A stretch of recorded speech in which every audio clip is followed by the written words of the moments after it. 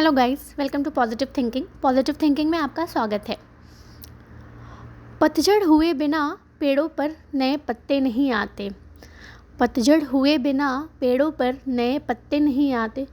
ठीक वैसे ही ज़िंदगी में कठिनाई और संघर्ष सहे बिना अच्छे दिन नहीं आते। तो आप सभी जो भी अपनी ज़िंदगी में कठिनाई और संघर्ष देख रहे हैं, तो आप घबराएं नहीं, बल्कि डटे रहें, अच्छे दिन आएंगे। चलें, आज यहीं से स्टार्ट करते हैं। आज हम एक गेम खेलते हैं, कड़ी से कड़ी जोड़ना। जैसा कि बहुत सारे जो पॉडकास्ट मेकर हैं वो कड़ी से कड़ी जोड़ने में बहुत इंटरेस्टेड हैं, तो मैंने सोचा क्यों ना मैं भी ट्राई करूं। कैसा गेम है ये, कितना इंटरेस्टिंग लगता है। तो चलें, हम भी जोड़ते हैं कड़ी से कड़ी। जैसा कि मैडम कोल्ड कॉफ़ी ने एक्सपोज किया इब्राहिम्स फैमिली को कोविड के टाइम पर जो सिचुएशन हुई थी उस पर मैडम कोल्ड कॉफ़ी ने एक्सपोज किया है, तो हम भी चलिए, मैंने भी वहीं से कड़ी जोड़ने का थोड़ा सा ट्राई किया है। होप आप सभी को अच्छा लगा हो या समझ आया हो। अच्छा क्या लगना, समझ आया हो बस। तो जैसा कि मैडम कोल्ड कॉफ़ी ने बताया कि कोविड के टाइम पर जो उनकी मदर हैं उनको भी कोविड हुआ था, और मतलब किसी को बताया तक नहीं, मतलब ऑफिशियली अनाउंस नहीं किया कि उनके मदर को कोविड हुआ है। तो मैंने ये कड़ी से कड़ी जोड़ा कि उस टाइम पर मिस्टर इब्राहिम हॉस्पिटल में एडमिट थे, राइट। जैसा कि आप क्लेम कर रही हैं कि उनको कोविड हुआ था, हो सकता है हुआ हो, मुझे तो नहीं पता, बट जैसा कि आप क्लेम कर रही हैं, तो वो मिस्टर शुएब के फ्लैट में शिफ्ट हो गई थी, मैडम दीपिका के फ्लैट में वो शिफ्ट हो गई थी, ठीक है। तो पहली बात आपने ये कही कि वो नीचे भी रह सकती थी, लेकिन क्योंकि उन्हें कोविड हुआ था और वो लोग इतने अनएथिकल अनएजुकेटेड हैं कि वो ऊपर के फ्लैट में शिफ्ट हो गए और नीचे से कोई देखने नहीं आया, कोई भी उनकी केयर करने नहीं आया क्योंकि उनको कोविड हुआ था।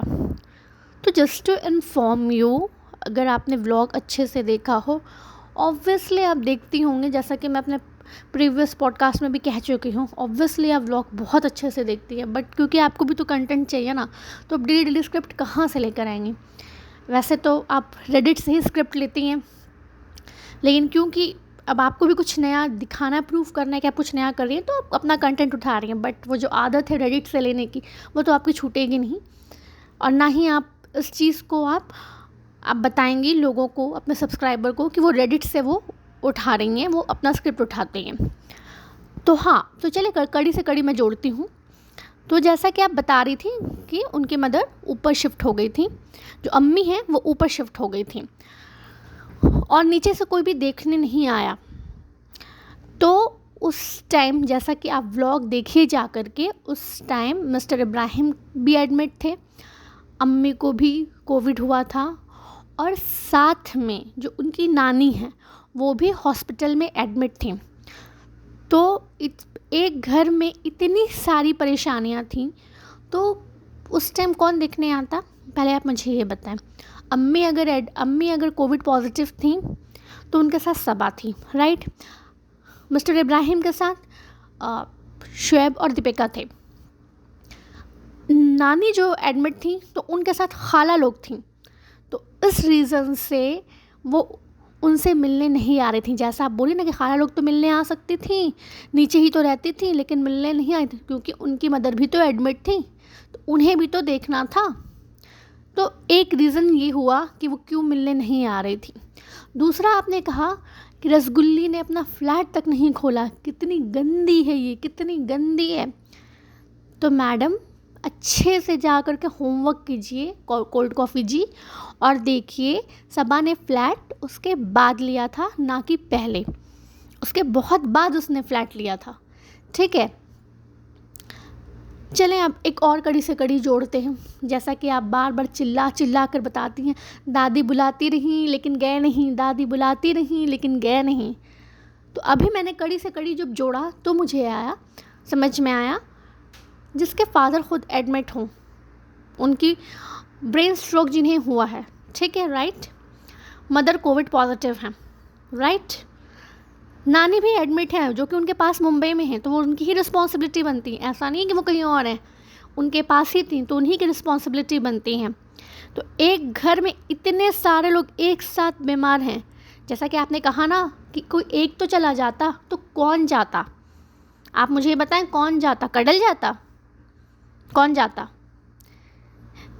जो शुएब और दीपिका हॉस्पिटल में अपने फादर को देख रहे थे, इधर सबा अपनी मदर को देख रही थी, तो फिर जाता कौन?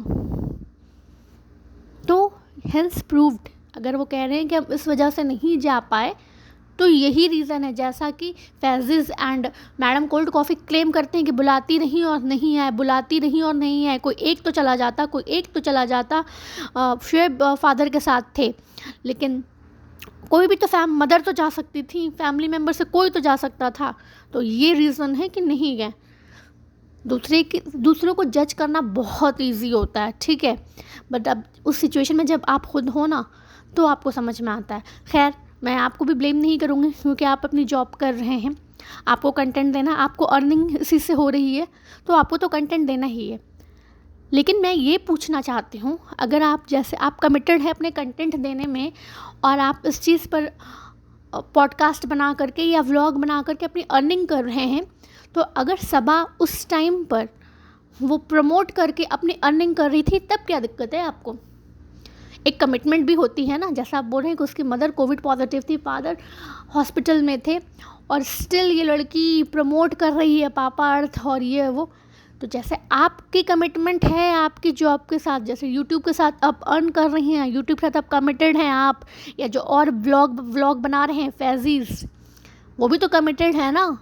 तो वैसे ही सबा ने अगर कोई अपने ऊपर काम लिया, वो भी तो एक तरह का जॉब करती है ना, वो अर्न कर रही है, तो वो कमिटेड रहेगी कि नहीं रहेगी? उसे भी तो करना है। हमारी कंट्री में जब कोविड हुआ था, बहुत से लोगों की जान गई, बहुत से घरों में ये फेस किया, और ऊपर वाला ना करे कि फिर से वो सिचुएशन कभी किसी की लाइफ में आए। बहुत गंदा फेस था वो हमारे लिए, हमारी फैमिलीज़ के लिए, हमारी कंट्री के लिए। बट मैं आपसे ये पूछना चाहती हूँ, आपके आसपास आपके घर में क्या कोई ऑफिस नहीं जाता था? कोई काम नहीं करता था? अगर किसी के घर में कोई एक कोविड पॉजिटिव होता था, तो क्या पूरा घर उसके पीछे लग जाता था? जो कमिटमेंट होती थी ऑफिस के, वो काम करते थे या नहीं करते थे, या घर छोड़ कर बैठ जाते थे? करते थे, ऑब्वियसली वो करना है, वो बिकॉज वो कमिटेड, वो तो करेंगे ही ना। तो वैसे ही सबा भी अर्निंग करती है, वो उसकी जॉब है, चाहे वो इंस्टाग्राम से हो, चाहे वो यूट्यूब से हो, चाहे वो प्रमोट कर रही हो, वो उसकी जॉब है, क्योंकि वो अर्न कर रही है, तो वो भी तो कमिटेड होगी। ऐसा तो नहीं है ना कि जो उसने कमिटमेंट की है, वो ये दिखाता है कि वो कितनी प्रोफेशनल है, ठीक है, इससे प्रोफेशनलिज्म का पता चलता है। तो इस चीज़ को तो आप अप्रिशिएट कीजिए, पर नहीं, आपको तो कंटेंट चाहिए, आपको तो स्क्रिप्ट चाहिए, तो आप ये स्क्रिप्ट लेंगी ना। देखिए, आपने मास्क वाली बात कही, आई अग्री, बिल्कुल सही कही आपने। अब बीइंग अ इन्फ्लुएंसर, आपको इन सब चीज़ों का ध्यान होना चाहिए। मास्क, अगर आप नहीं मास्क लगाएंगे तो फिर आप मैसेज क्या देंगे लोगों को? क्या मैसेज देंगे आप? ये पॉइंट आपने रेस किया, वेल गुड, बट हर चीज़ पर एक उठाना कि अरे सबा ने उस टाइम फ्लैट लिया होता तब तो वो खरीदती, सॉरी, सबा ने वो फ्लैट लिया होता उस टाइम पर, तब तो वो रहने के लिए देती ना, तो उसने तो फ्लैट ख़रीदा ही नहीं था ना उस टाइम। और कड़ी से कड़ी हमने जोड़ लिया, तो फाइनली हमें पता चल गया कि उनके घर में खुद इतनी प्रॉब्लम थी, इस वजह से वो अपनी दादी के यहाँ नहीं जा पाए थे। प्रमोशन का भी मैंने इसीलिए बता दिया कि प्रमोशन भी इसीलिए हुआ कि हर इंसान अपने वर्क से कमिटेड होता है, इस वजह कर वो अपने काम को नहीं छोड़ सकता। उसके घर में प्रॉब्लम्स है, बट उसको काम तो करना ही है ना, जहाँ से अर्निंग होती है उसके लिए तो आपको काम करना पड़ेगा। तो मैडम, जब कोल्ड कॉफ़ी जब भी आप कुछ करें ना, तो अच्छे से होमवर्क किया करें, और थैंक्स टू यू, आपने ये बनाया तभी मैंने कड़ी से कड़ी जोड़ा, ठीक है। हाँ, आपका ये कहना भी सही था कि उन्होंने ऑफिशियली अनाउंस क्यों नहीं किया। सही बात है, ऑफिशियली उन्हें अनाउंस करना चाहिए था कि जो भी उनके कांटेक्ट में आया हो वो अपना अपना टेस्ट करवा लें। ये बात पे मैं एग्री करती हूँ, ये बात सही है, ठीक है। लेकिन हर चीज़ पर कंटेंट बनाना ज़रूरी नहीं होता। होप आप सबको मेरी बातों सब समझ में आई हो, आप सब मेरी बातों से एग्री करते हो।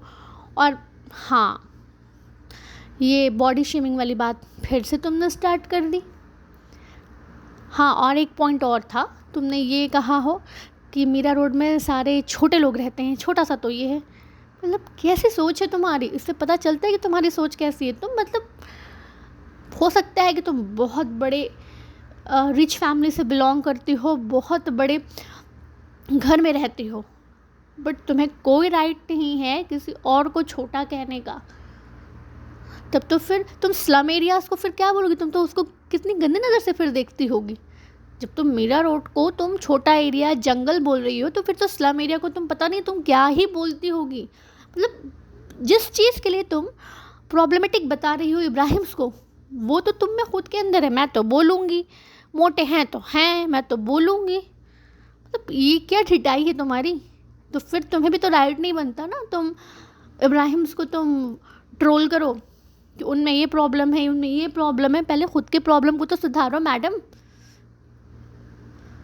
आपके पास है, आप रह सकते हैं बड़ी जगह में, बट बहुत सारे लोग हैं जो अफोर्ड नहीं कर सकते बड़ी जगह में रहना, बहुत अच्छी जगह में रहना। तो तुम तो मतलब उनसे लिंक हुए सारे लोगों को ही तुम बुरा बोलने लग जाती हो। अब तुम मीरा रोड को ख़राब बोलने लग गई हो। एक तो पहले से ही तुम बॉडी शेमिंग करती थी, और ऊपर से तुम्हारी ढिठाई है कि मैं तो बोलूँगी। सुधरते नहीं हैं तो फिर तुम ये कैसे क्लेम करते हो कि इब्राहिम सुधर नहीं रहे। क्योंकि हर के अंदर वही प्रॉब्लम है, हमें दूसरों को जज करना है, हम खुद को जज करते ही नहीं हैं। हमारे पास टाइम ही नहीं है ना, हम दूसरों को जज करने में इतना बिजी हैं कि हमारे पास खुद के लिए टाइम नहीं है कि हाँ मेरे अंदर क्या फ़ॉल्ट है। चलिए आज के लिए इतना ही। होप आप सबको मेरी बातें समझ में आई हों। एंड गाइस प्लीज़ डोंट जज अदर्स, ठीक है। पॉजिटिव क्रिटिसिज्म सही है, बट हर बात पे क्रिटिसाइज़ करना ये अच्छी चीज़ नहीं है। Do comment, like, share and subscribe my video. Bye bye.